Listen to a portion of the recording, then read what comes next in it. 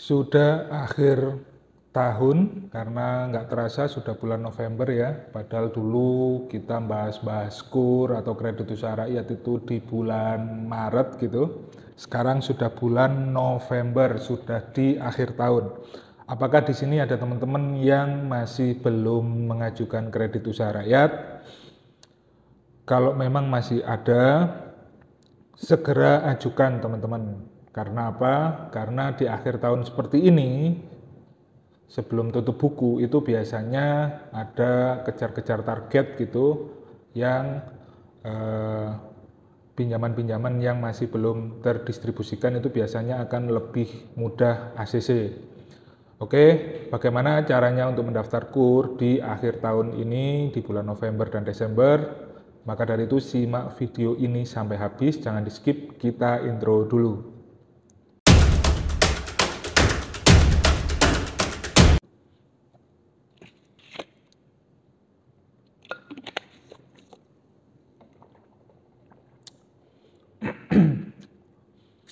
Assalamualaikum warahmatullahi wabarakatuh. Salam sejahtera, salam Om Swastiastu, Namo Buddhaya, salam kebajikan. Kembali lagi di MLH Channel, tempat sharing informasi seputar kredit usaha rakyat atau KUR, pinjaman online, perbankan, dan keuangan. Bagaimana kabarnya teman-teman semua? Semoga teman-teman semua selalu dalam lindungan Tuhan Yang Maha Esa, diberikan kesehatan dan diperlancar segala urusan dan usahanya. Amin, amin, amin. Nggak terasa teman-teman, dulu di awal-awal tahun gitu ya, saya membuat channel ini membahas seputar kredit usaha rakyat. Itu banyak sekali, rame sekali yang bertanya syaratnya, apakah sudah dibuka, bagaimana cara pendaftarannya, dan lain sebagainya. Itu kalau nggak salah di bulan Februari Maret gitu ya, saya bahas itu. Dan sekarang sudah menginjak bulan November, setelah ini Desember ya, sudah akhir tahun. Tapi saya tidak lupa mengingatkan buat teman-teman yang memang belum mengajukan kredit usaha rakyat, bisa segera diajukan teman-teman. Karena apa?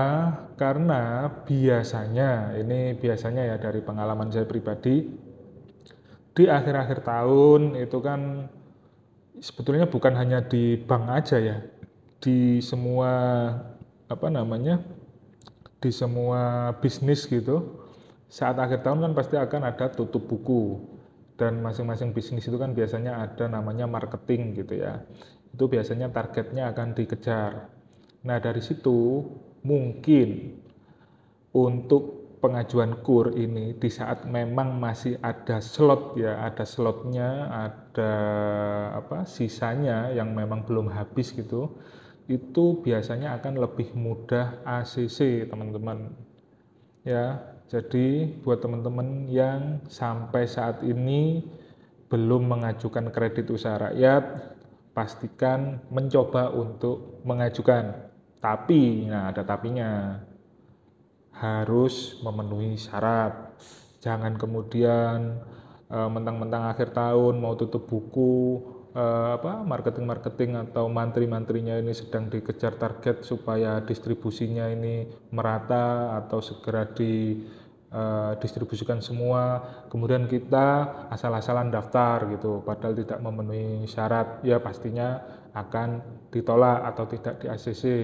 Jadi saya akan merefresh lagi, mengingatkan lagi bagi teman-teman ataupun bagi yang memang benar-benar newbie yang baru mengetahui KUR atau kredit usaha rakyat.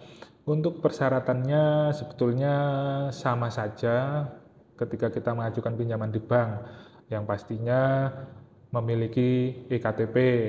Ini kan sebagai bukti bahwasannya kita adalah warga negara Republik Indonesia. Kemudian usia ini minimal 21 tahun. Apabila sudah menikah itu melampirkan buku nikah atau catatan nikah. Kemudian yang nomor 4 ini yang paling penting, karena untuk yang membedakan pinjaman lainnya dengan KUR adalah yang nomor 4 ini. yaitu memiliki usaha. Memiliki usaha durasinya minimal itu sudah berjalan 6 bulan. Jadi kalau usahanya teman-teman masih berjalan di bawah 6 bulan itu masih belum bisa. Ya, jadi yang keempat ini tadi yang paling penting adalah memiliki usaha. Kemudian selain memiliki usaha, yang nomor 5 adalah dibuktikan dengan surat usaha atau surat izin usaha. Surat izin usahanya ini dari mana, Bang? Bisa teman-teman minta ke RT RW atau kelurahan setempat. Nah, setelah persyaratan ini tadi terpenuhi, kemudian prosedurnya. Jadi setelah persyaratan terpenuhi, teman-teman kan bisa langsung datang ke bank untuk mengajukan pinjaman kredit usaha rakyat. Pada saat teman-teman mengajukan itu tadi, maka akan dilakukan pengecekan administrasi. Apakah ada persyaratan yang kurang atau mungkin ada persyaratan yang terlewat gitu ya. Nanti akan disampaikan oleh mantrinya. Kalau memang ada persyaratan yang salah atau ada yang kurang atau ada yang terlewat, perlu diperbaiki lagi, nanti akan dikembalikan. Teman-teman perlu menyesuaikan lagi sesuai instruksi dari mantrinya tadi. Dan kalau sudah lengkap, benar-benar lengkap, nanti akan secara administrasi ini sudah oke gitu ya, kemudian dilakukan survei. Nah, di survei ini tujuannya apa? Tujuannya ya untuk yang nomor 4 tadi itu, teman-teman benar memiliki usaha apa enggak sih gitu. Terus emang benar-benar sudah berjalan minimal 6 bulan atau enggak sih? Kadang ada yang bertanya, kenapa sih usahanya harus minimal sudah berjalan 6 bulan? Jadi sebetulnya kalau saya pribadi ya menangkapnya itu, apabila usaha kita sudah berjalan minimal 6 bulan, itu sudah dianggap sudah matang lah. Jadi untuk cash flow-nya, untuk income ataupun outcome-nya itu sudah jelas. Penghasilannya juga sudah jelas, antara penghasilan bersih dan kotornya itu sudah jelas, seperti itu. Nah, saat survei nanti, pastikan teman-teman itu memiliki neraca keuangan atau cash flow yang benar-benar rinci dan jelas. Jadi untuk belanja ini, total sekian juta. Kemudian nanti penjualannya ini, total sekian juta, sehingga ketemu net income-nya sekian juta.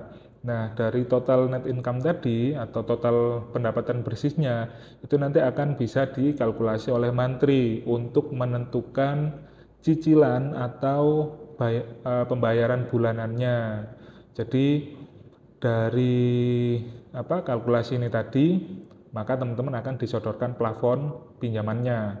Jangan sampai penghasilan dari usahanya teman-teman ini, contohnya ya 1 juta seumpama dalam 1 bulan, ini bersih 1 juta.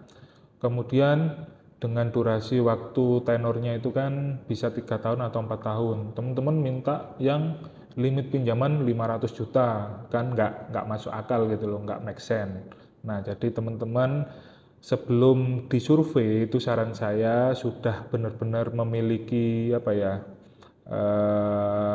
kejelasan penghasilan dari usahanya teman-teman tadi itu berapa juta per bulan.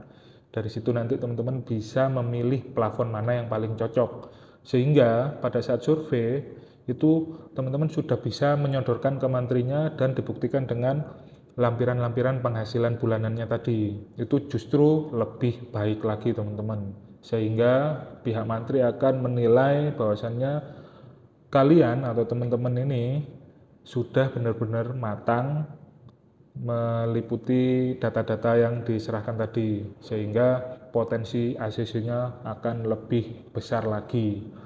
Nah, setelah survei tadi sudah dinyatakan oke gitu ya, nanti akan tinggal menunggu akadnya, akad pencairannya. Nah, di situ nanti kalau memang sudah di ACC, maka akan ada panggilan lanjutan untuk akad pencairan. Dan apabila pada saat survei tadi tidak di ACC, itu biasanya akan ada informasi bahwasannya pengajuan ditolak.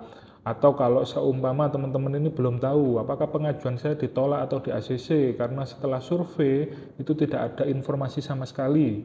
teman-teman bisa menghubungi mantrinya.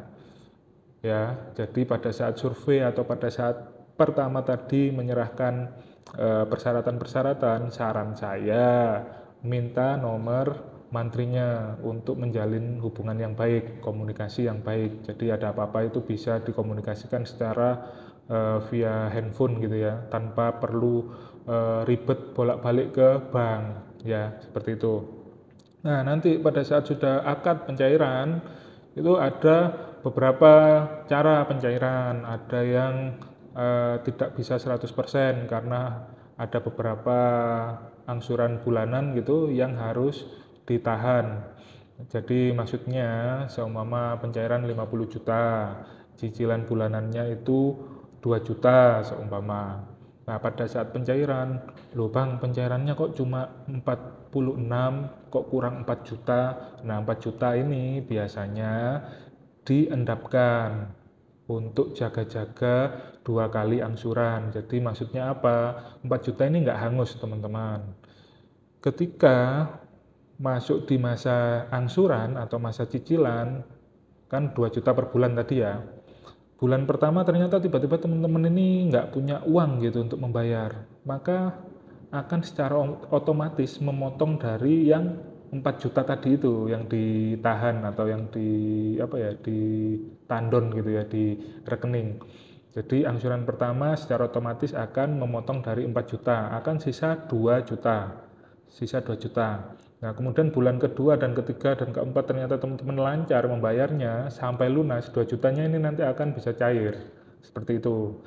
Ya, jadi cukup jelas buat teman-teman yang belum mengajukan kredit usaha rakyat, padahal memiliki usaha dan usahanya sudah matang, sudah berjalan minimal 6 bulan, persyaratan untuk pengajuan KUR juga sudah terpenuhi, teman-teman bisa mengajukan ke bank terdekat atau bank yang teman-teman cintai. Oke, demikian video ini, semoga bermanfaat dan berguna. Jangan lupa untuk ditekan tombol like-nya dan di-share ke berbagai media sosial milik teman-teman semua. Wassalamualaikum warahmatullahi wabarakatuh.